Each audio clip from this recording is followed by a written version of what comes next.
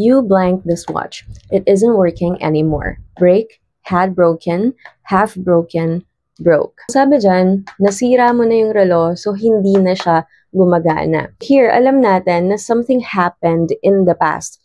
Tapos na ito mangyari, nasira mo. Pero wag basta-basta magtitiwala sa simple past. Bakit? Kasi we have here an additional context. It isn't working anymore, which is a present result. Okay? So, present result siya nung nangyari in the past. Kapag meron tayong action that happened in the past but is still relevant now, sa kasalukuyan, present.